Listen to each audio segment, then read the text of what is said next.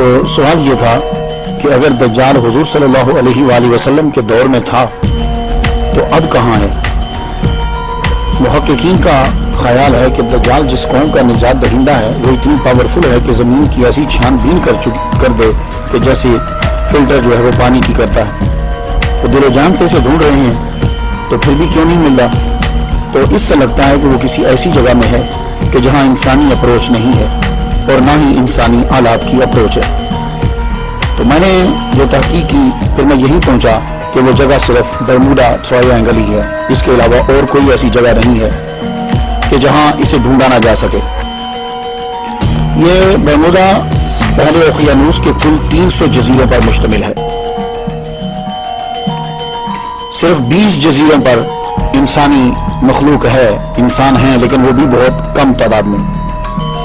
اور جو علاقہ خطرناک سمجھا جاتا ہے اسے برموڈا ٹرائنگل کہتے ہیں۔ برموڈا تکون جو ہے اس کا کل رقبہ 11,40,000 مربع کلومیٹر ہے۔ اس کا شمالی سرا جزائر برمودا، جنوب مشرقی سرا پورٹو ریکو، جنوب مغربی سرا اس کا میامی ہے، میامی فلوریڈا۔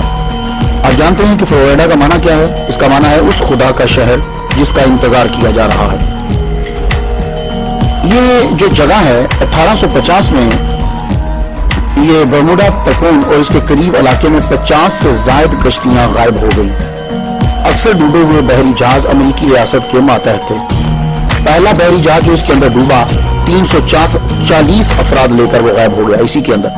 پھر اس کے کچھ عرصے بعد ایک آبدوز 1968 میں 1968 میں 99 افراد کو لے کر غائب ہو گئی اسی جگہ میں۔ 5 دسمبر 1945 کو تقریباً 2:10 میں امریکی ریاست فلوریڈا کی ایئر بیس سے 5 طیارے اڑے تھے۔ 4 بجے ایک طیارے کا پیغام آیا۔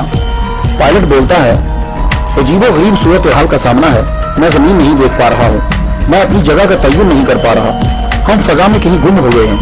ایئر بیس سے پیغام آتا ہے، مغرب کی طرف اڑان جاری رکھو۔ پائلٹ کہتا ہے، مجھے نہیں پتا چلا کہ مغربی سمت کہاں ہے۔ اور جب وہ یہ میسیج پہنچا رہا تھا واپس، اس وقت سورج غروب ہونے کا ٹائم تھا، 4-5 کا ٹائم تھا، تو اس کو سورج دیکھ لینا چاہیے تھا۔ تو اگر نیویگیشن کام نہیں کر رہے تو سورج غروب ہونے کا وقت تھا، سورج دیکھ کر ہی سمت کا تعین کر لیتے، مگر پائلٹ تعین نہیں کر پائے۔ آخر کا رابطہ ٹوٹ گیا اور یہ 5 جہاز بھی یہاں کے یہی غائب ہو گئے۔ ان 5 طیاروں کو تلاش کرنے کے لیے 5 دسمبر شام 7:30 پہ پھر ایک اور طیارہ بھیجا گیا۔ اس کا کام یہ ہوتا ہے کہ جو جہاز گم ہو جائے اس جہاز کو جا کے تلاش کرو، اور یہ جہاز جو ہے یہ پانی کے اندر بھی اتر جاتا ہے۔ باوجود اس بات کے کہ یہ مہارت تامہ رکھتا تھا، یہ جہاز جو تلاش کرنے گیا وہ بھی وہاں جا کر گم ہو گیا۔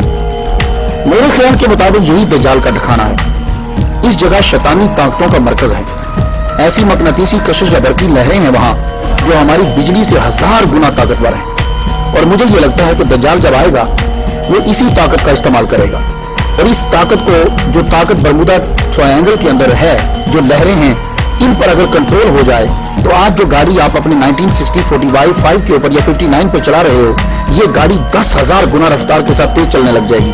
اس کے سامنے پیٹرول کوئی چیز نہیں، گیس کوئی چیز نہیں، اس کے سامنے بجلی کوئی چیز نہیں۔ یہ اتنی پاورفل طاقت ہے کہ کوئی جہاز، بحری جہاز ہو، ہوائی جہاز ہو، کوئی بھی جائے، وہ اس کو لہریں اس کو تروڑ مروڑ کر چیز کا نام و نشان مٹا کے رکھ دیتی ہے۔ تو ایک اور اشارہ مجھے ملتا ہے کہ دجال جو ہے وہ اسے برموڈا ٹرائنگل کے اندر ہی ہے۔ وہ کیسے؟ حضور صلی اللہ علیہ وآلہ وسلم کا فرمان عالیشان ہے کہ شیطان اپنا تخت جو ہے وہ سمندر کے اوپر لگاتا ہے، اور قرآن مجید میں ویسے دجال کا نام نہیں ہے، نہ اس کا ذکر ہے، لیکن یہ مسئلہ اتنا امپورٹنٹ ہے کہ حضور صلی اللہ علیہ وسلم نے اس کو بڑی ڈیٹیل کے ساتھ بیان کیا ہے۔ لیکن ایک اشارہ ملتا ہے کہ شیطان کا تخت کہاں ہے، وہ اپنا تخت کہاں لگاتا ہے۔ اِنَّهُ يَرَاكُمْ هُوَ وَقَبِيلُهُ مِنْ حَيْثُ لَا تَرَوْنَهُ، یہ ایسی جگہ پہ اپنا تخت لگاتا ہے کہ جہاں سے تم نہیں دیکھ سکتے۔ تو یہ بھی ہم تو آج کل کے دور کے اندر تو آپ سمندر میں دیکھ سکتے ہو، صرف برمودا ٹرائنگل واحد جگہ ہے جہاں تم نہیں دیکھ سکتے۔ تو پتہ چلا کہ شیطان جو ہے، اور شیطان کا سب سے زہریلا تیر جو ہے وہ دجال ہے۔ کارآمد اور زہریلا تیر جو تو معلوم یہ ہوا، اور ان لہروں کو کیوں پیدا کیا گیا، برمودا ٹرائنگل کے اندر اتنی پاورفل طاقت کیوں ہے؟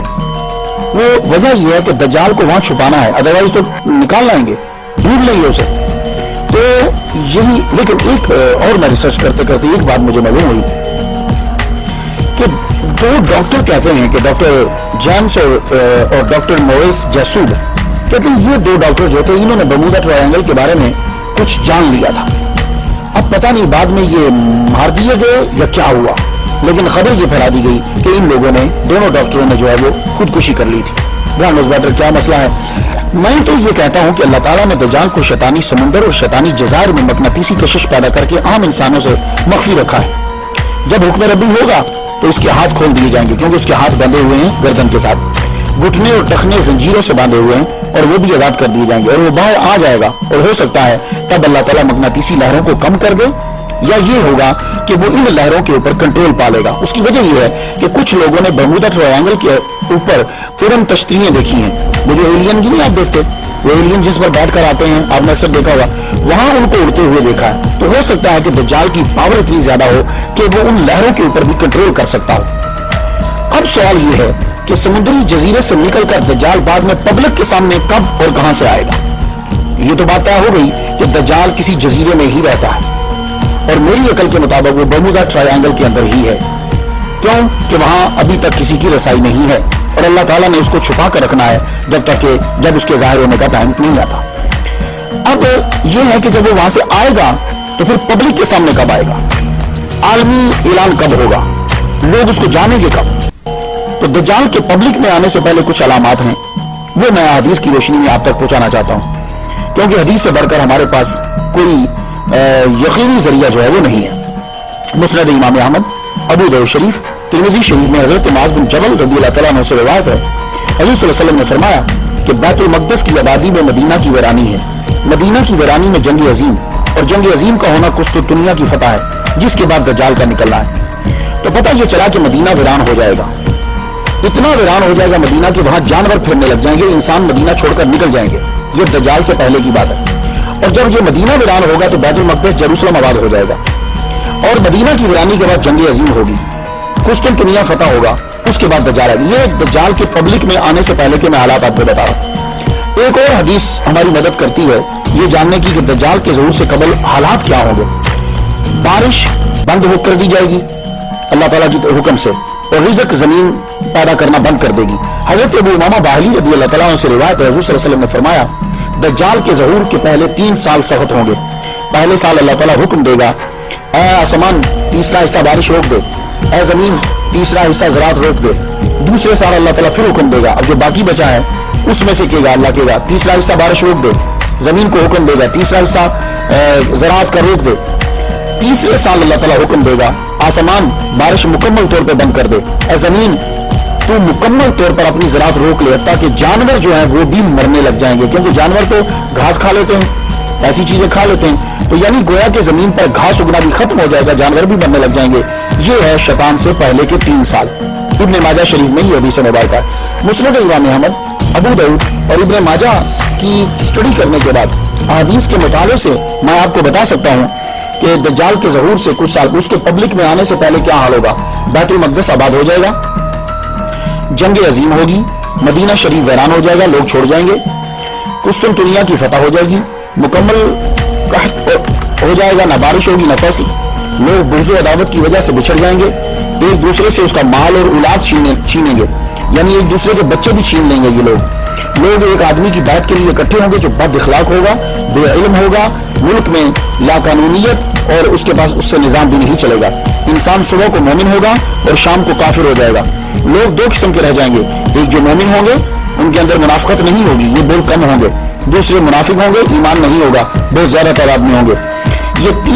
ये फितने जब फैल जाएं तो हुजूर सल्लल्लाहु अलैहि वसल्लम फरमाते हैं उसी दिन उसका इंतजार करो कि वो पब्लिक में अपीयर हो जाएगा, या अगले दिन उसका इंतजार करो। तो दज्जाल किस मुल्क में आएगा? एक हदीस में है कि वो इस्फहान के एक मकाम यहूदिया से निकलेगा।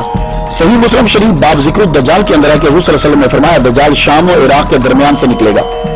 हो सकता है कि वो निकले तो शाम और इराक के बीच से, मगर पब्लिक में ऐलान तब हो जब वो इस्फहान, ये ईरान का शहर है, वहां के यहूदी बेताबी से उसका इंतजार कर रहे हैं। हो सकता है कि जब ये वहां पहुंचे तो पूरी दुनिया में खबर जो है वो आम हो जाए।